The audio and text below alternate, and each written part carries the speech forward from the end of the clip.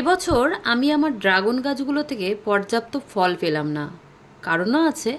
কারণ প্রথম যে কারণটা বলবো, আমি আমার ড্রাগন গাছে কিন্তু এবছর একদমই কোনো খাবার প্রয়োগ করিনি। আর দেখুন কত পরিমাণে ফুল ঝরে যাচ্ছে।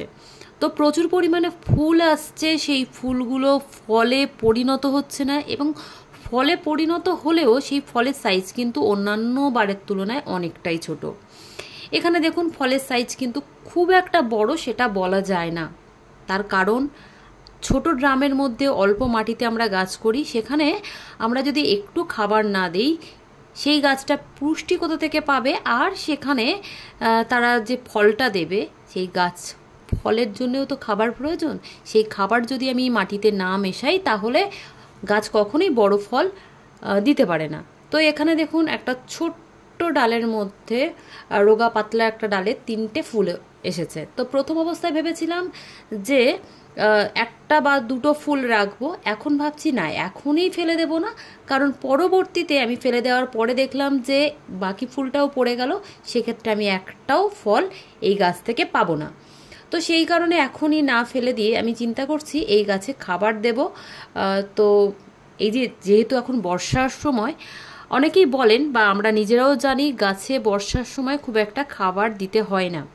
তারপরেও আমার গাছে খাবার দিতে হবে, তার একটাই কারণ যে আমি এই গাছে দীর্ঘদিন ধরে কোনো খাবার দিইনি। তো সেই ক্ষেত্রে আজকের বেশ কিছুটা খাবার প্রয়োগ করব। সম্পূর্ণ ভিডিওটা দেখতে থাকুন, আশা করি ভালো লাগবে।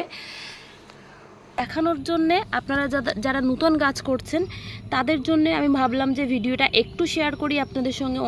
দীর্ঘদিন ধরে ভিডিও শেয়ার করি না, তো সময়ের অভাবে। আর এখানে দেখুন বেশ কয়েকটা ছোট্ট ছোট্ট কুঁড়ি নষ্ট হয়ে গেছে, তারপরেও গাছের ড্রাগন এবং ফুল আসছে।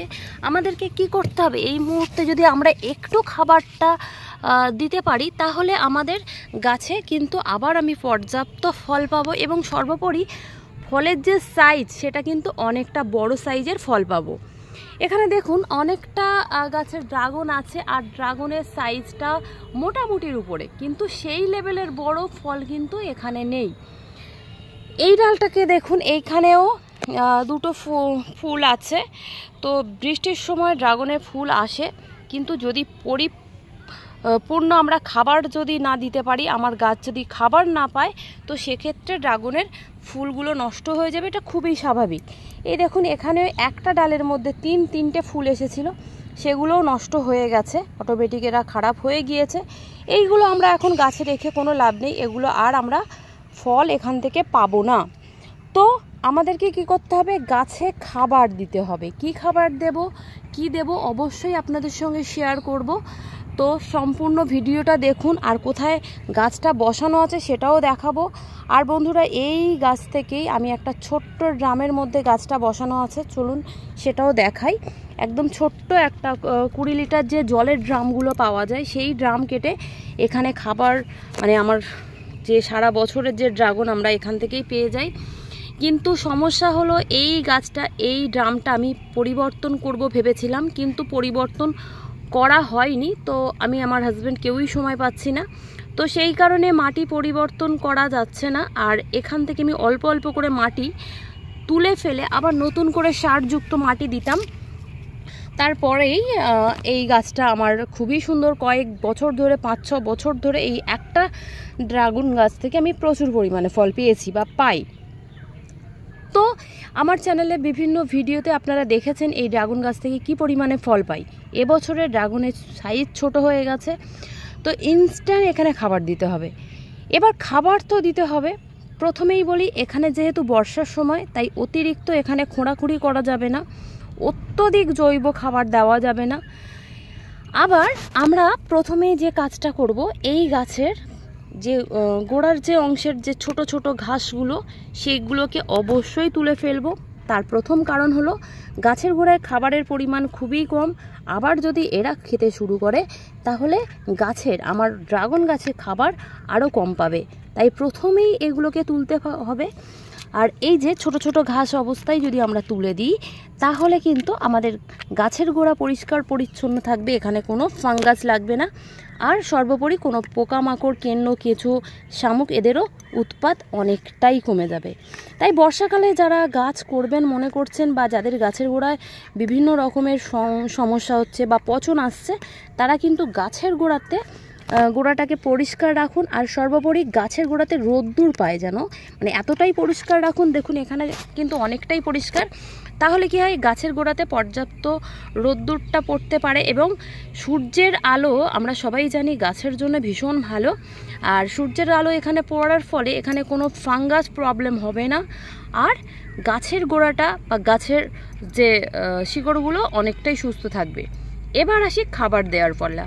তো চলুন খাবার দেওয়া শুরু করব। তার আগে গাছের গোড়াটা মোটামুটি পরিষ্কার করে নিয়েছি, আর খুব বেশি খোঁচাবো না বা খুঁড়ে দেবো না, হালকা করে এখানে একটা লেয়ার পাতলা করে একটু খুঁড়ে দেবো, তারপরেই খাবার প্রয়োগ করব আমি আমার গাছে।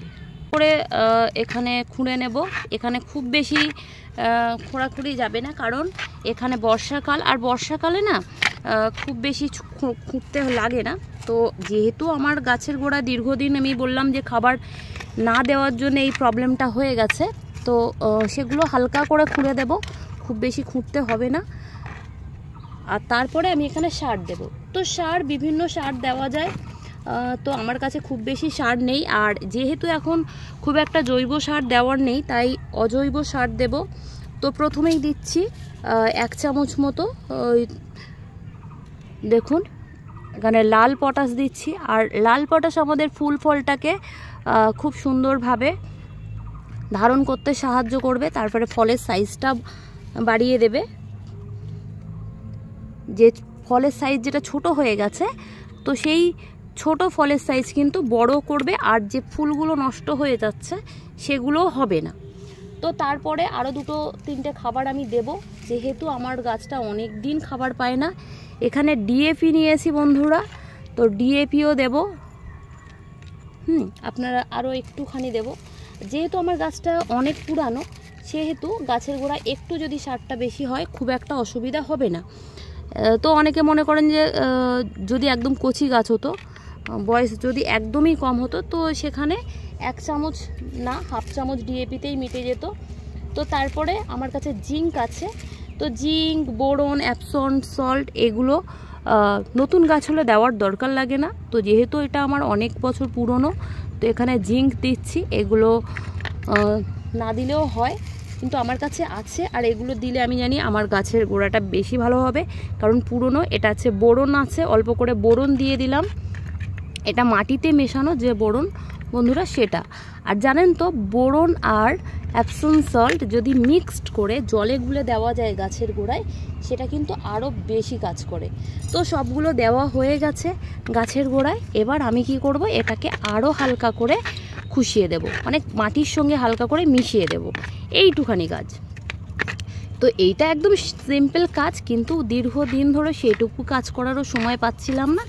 তো এখানে যদি আপনাদের কাছে এক্সট্রা মাটি থাকে 1 মুঠো মাটি দিয়ে দিতে পারেন। তো এই মুহূর্তে আমার কাছে কোনো শুকনো সেরকম মাটি নেই, তাই জন্য দিলাম না। আর উপরে অল্প করে, যেহেতু মাটিটা ভিজে আছে, তো এখানে আর জল দেব না, জানেন তো মাঝে মাঝেই 1 পশলা 1 পশলা বৃষ্টি হচ্ছে, মাটিটা বেশ ভিজে, আর সেই জন্যে এখানে আমি একটু মাটিটার সঙ্গে মিশিয়ে দিলাম। তারপরে আর কিছুই করতে লাগবে না।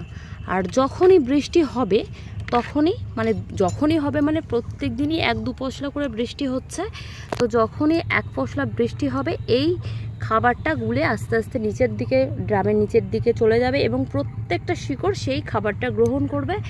পরবর্তীতে আমি যে ফল পাবো সেই ফলের সাইজ কিন্তু অনেকটাই বড় পাবো। হ্যাঁ, এবার আপনারা বলতেই পারেন যে দিদি এত সার দেওয়া, আপনার গাছ, আপনার বয়স, গাছের বয়স অনুযায়ী গাছটা আপনার যেহেতু বুঝতে হবে আপনাকেই।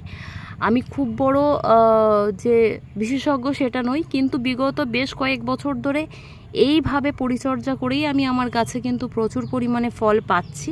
তো সেটাই আপনাদের সঙ্গে শেয়ার করলাম। যদি আমার ভিডিওটাতে ভালো লাগে তো প্লিজ একটি লাইক করে যাবেন। আপনার মূল্যবান লাইক আমার জন্যে অনেক অনেক অনুপ্রেরণা দেবে। তো থ্যাংক ইউ ফর ওয়াচিং।